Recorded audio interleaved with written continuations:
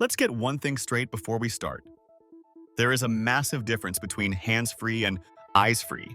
And right now, car companies are doing everything they can to confuse you. They will sell you a car that costs $100,000, call it full self-driving, but the second you look down at your phone to change a song, beep, beep, beep. The car screams at you to pay attention. That is not self-driving. That is just a really expensive babysitter. But 2026 is the turning point. This is the year the legal wall finally crumbles. We now have cars hitting the market that don't just let you take your hands off the wheel, they legally encourage you to take your eyes off the road. We are talking about watching a movie, playing a game, or answering emails while the car handles the morning commute.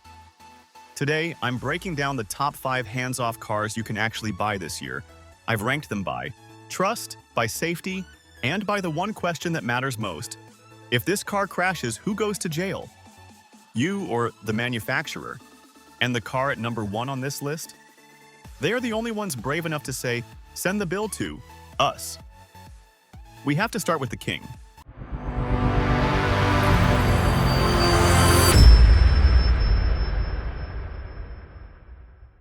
The Mercedes-Benz EQS equipped with Drive Pilot. Now, you might think Tesla owns this space, but legally, Tesla isn't even on the scoreboard compared to this thing. This is the world's first internationally certified Level 3 system. Here is how you know it's real. The turquoise lights. If you live in California or Nevada, you might have seen these. When the car enters self-driving mode, the marker lights on the mirrors and the rear tail lights turn a bright teal blue. That is a signal to the police that says, don't pull this guy over, he's not driving. And here is the biggest flex in the entire automotive industry, liability acceptance. Mercedes has gone on record. If Drive Pilot is active, meaning those teal lights are on, and the car crashes into someone, Mercedes takes the blame. They don't sue you, they don't check to see if your hands were hovering. They pay the damages. That is a level of confidence that Elon Musk simply does not have.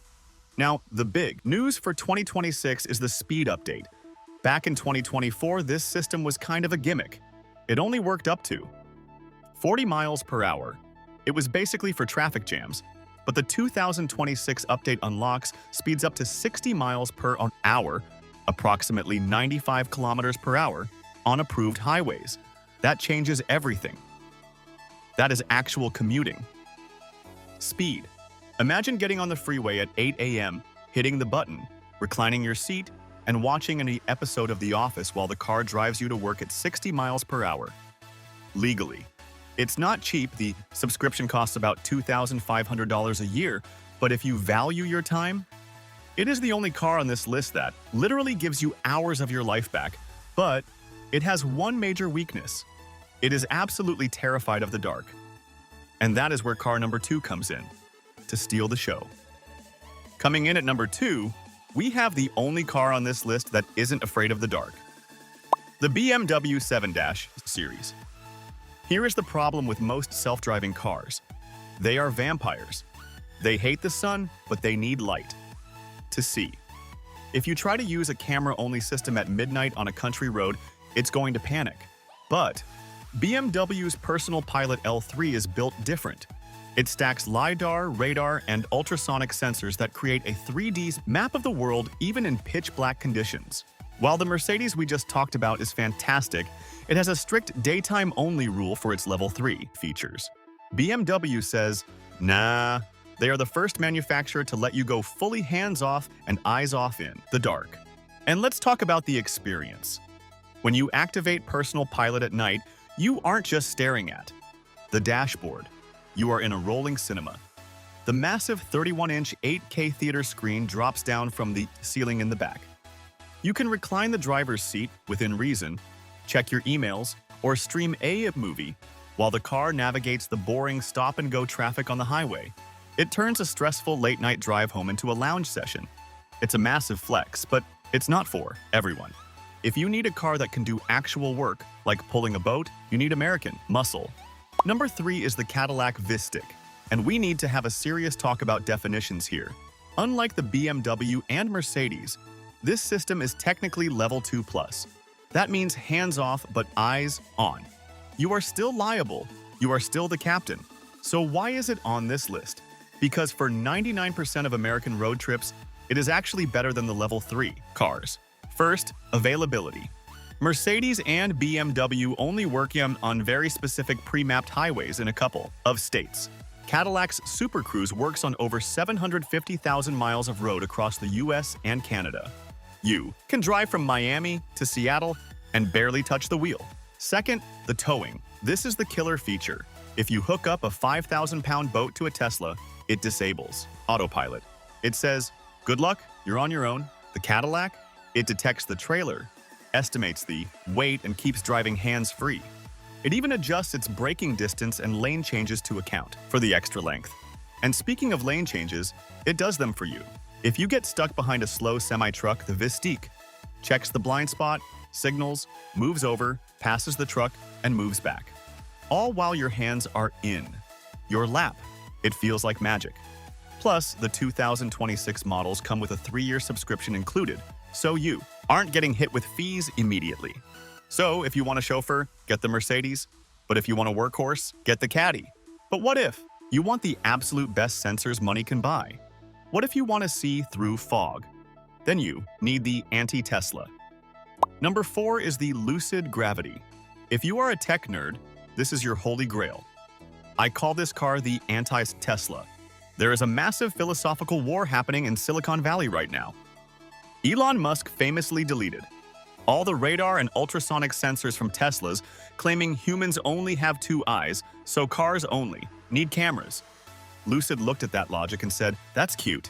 The Gravity isn't trying to mimic a human, it's trying to be superhuman. It comes with Dream Drive Pro, which packs 32 separate sensors. We are talking 14 cameras, 5 radars, 12 ultrasonic sensors, and this big one, solid-state LiDAR. Why does this matter in 2026? Imagine you are driving in heavy fog, or blinding rain, or direct sunlight. That blinds a camera. A camera-only car is effectively blind. It has to give up and hand the wheel back to you. But LiDAR? It shoots lasers that see through the dark. It builds a 3D map of the world regardless of lighting. So while your neighbor's Model Y is screaming at them to take control immediately because the sun is too bright, the Lucid Gravity is unbothered. It creates a redundancy shield. If the cameras fail, the radar takes over. If the radar fails, the LiDAR takes over. It is the most scientifically advanced safety bubble on the road. But you pay for it. This is a 6-figure car. But what if you don't have $100,000? What if you want this tech on a budget? That brings us to the most important car of 2026. Coming in at number 5 is the Rivian R2. This is the car that scares Tesla the most. Why? Because it starts at $45,000. For the price of a basic crossover, you are getting access to the new Rivian Autonomy Plus platform. On the highway, it uses universal hands-free. You tap the stalk, the car takes over steering and speed, and you can relax. And unlike Tesla, which charges you $8,000 upfront for full self-driving that might never arrive, Rivian offers a subscription model. It's about $50 a month. If you don't like it, you cancel it, no commitment. But I have to give you a massive warning. Do not, I repeat, do not buy the first Rivian R2U. See, there is a trap here. The R2s launching in early 2026 come with Gen 2 hardware. It's camera-based. It's good, but it's basically what we have now. However, if you wait until late 2026, the R2 gets an upgrade to Gen 3 hardware. The late 2026 models come with the new in-house Rivian Silicon and, you guessed it, LiDAR. If you buy the early model, you are permanently locked out of the future eyes-off updates. You are buying a nerfed car. So, keep your money in your pocket for a few more months. Wait for the Gen 3 refresh. Trust me, you do not want to be the guy stuck with the dumb version of a smart car. So, where does that leave us? We are living in a weird time. The technology is moving faster than the laws, and the marketing is moving faster than the truth. But if you are actually spending your own money, this year, here is the final breakdown so you don't get burned. If you are a commuter who hates traffic and wants to legally check out of the driving experience, Mercedes EQS is the only game in town. It is the only one that takes the liability hit. It is expensive, but it is real. If you are a night owl or you want the ultimate luxury flex, the BMW 7 Series is the winner. Watching a movie on a theater screen while the car drives through the dark is an experience you just can't get anywhere else. If you are the family driver, the road tripper, or the boat hauler, ignore the fancy Level 3 stuff and get the Cadillac Vistic. Super Cruise is still the smoothest, most reliable system for the way Americans actually drive. If you are a tech purist and you want the safest, most redundant sensor suite on the planet, get the Lucid Gravity. It sees things cameras simply miss. And if you are smart with your money and willing to wait a few months, the Rivian R2 with the Gen 3 hardware is the best value deal of the decade. Just check that build date. But now I want to turn this over to you, because this technology brings up a massive question. We are moving from driving to being driven. And right now, the industry is split. Some companies say you can trust the car at 40 miles per hour. Others say 60. Some are pushing for 80. So, my question of the day is this. At what speed do you stop trusting the computer? Are you cool with hands-free at 80 miles per hour on the highway? Or do you start sweating once it passes 45? I want you to drop your trust limit in the comments below. I'm going to be replying to everyone for the first hour, and I'm really curious to see where you draw the line. And hey, if you found this list helpful and you want to see us test that Rivian Gen 3 hardware the second it hits the streets, make sure you are subscribed. We have that car on order, and we are going to push it to the absolute limit. Drive safe, stay skeptical, and I'll see you in the next one.